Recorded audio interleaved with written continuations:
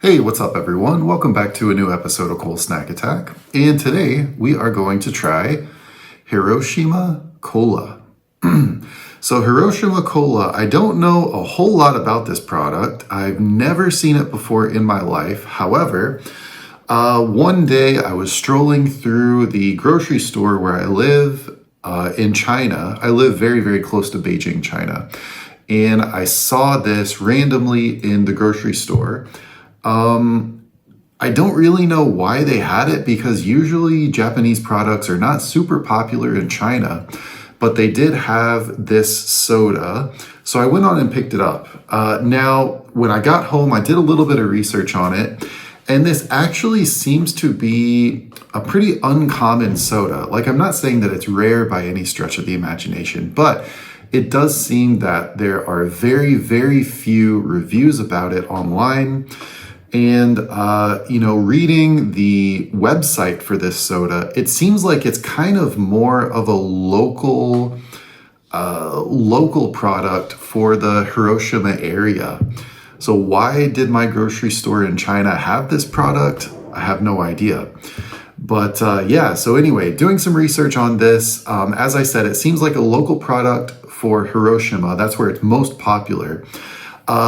And the flavor is also pretty unique. So the ingredients in this soda, of course, it is a cola, but it also has some unique ingredients which most colas do not have. So first of all, this is brewed with tea leaves, which is really cool.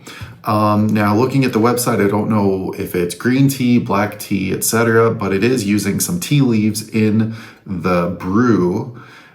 In addition to that, it also uses a type of citrus fruit, which is local to the Hiroshima area, and that is called hasaku fruit.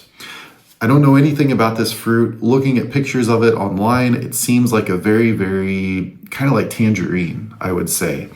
But yeah, apparently this soda, it uses that hasaku fruit and tea leaves that are specific to the Hiroshima location. So I think that's a really cool concept, and I'm excited to try it out. So I'll just give you a little closer look at the labeling. So there, I Heart Hiroshima Cola seems pretty cool. And then you've got some like nutrition and ingredients information. So yeah, I think I'm excited to try this, So let's go on and open it up and do a pour test. I've got my glass right here. So let's do a pour test in the glass. Always a good sign when you hear that hiss when opening a soda. So Hiroshima Cola pour test. Let's give it a shot. Whoa, man, that has a lot of carbonation.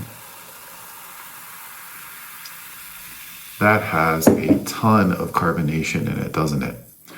All right, but the carbonation's already dissipated. All right, let's do a smell test on this bad boy. So to me, it smells like a cola, like a Coca-Cola, really, but it doesn't smell as strong. Very, very faint. Usually if you smell a Coca-Cola, it's really potent in your face. This is not like that. It smells just not as strong. So with that being said, Hiroshima Cola, let's give it a shot. Going down the hatch.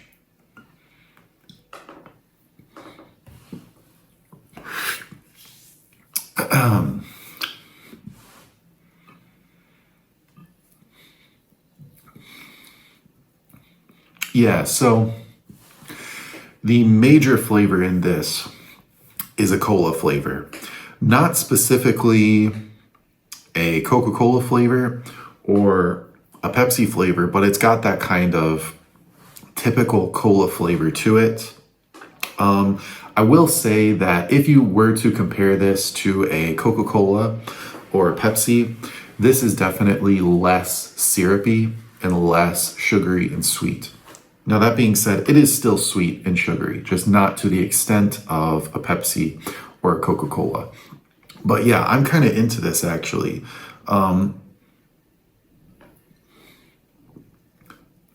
So as I mentioned, cola is the major flavor in this, but it also incorporates those tea leaves, Hiroshima tea leaves. To be honest with you, I don't really get any hint of tea leaves in it. I don't feel, I don't taste any kind of tea coming from this. Maybe if I were to compare it to a Coca-Cola, I would get a little bit of that, but just trying it like this, I don't really get any tea flavor. Now, I said that it also includes a hasaku fruit in the ingredients for this. And for that, I can actually tell a little bit of a fruity flavor in this. It is not strong at all. I would say if I were to give a flavor ratio of this, it would probably be 90% cola flavor, 10% a fruity flavor.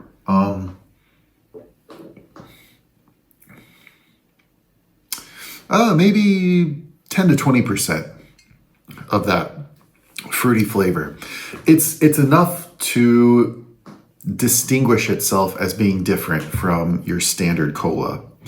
And actually, I kind of like it. To be honest with you, if I had to choose this between Coca-Cola, I would choose this all day long, simply for the fact that it is less syrupy and it just feels lighter, And for me, that's important. Usually if I drink a Coca-Cola, I feel like I have to take a nap because it's just got so much freaking sugar in it. But this is definitely much lighter, and that citrus fruity flavor actually gives it a nice little touch, which Coca-Cola doesn't have. So yeah, I'm actually a pretty big fan of this Hiroshima Cola. So if, like I said, this seems to be a pretty uncommon product, but if you can get your hands on it, I strongly recommend it. So let's do a score or a rating for this product. So Hiroshima Cola, I am going to give this an 8.5 out of 10. Pretty high score, but I think this deserves it. And really the only thing that I think could make this better, to make this a 10 out of 10 product, probably add slightly more of that citrus flavor. And the product description lists that it includes tea as an ingredient, but I don't taste that. So maybe make that tea flavor a little bit more noticeable, right? So other than that, this is a great product. I would strongly recommend it if you can get a chance to pick it up, okay? So everyone, thanks for watching this episode of Cole Snack Attack, and I will see you in the next episode. Goodbye.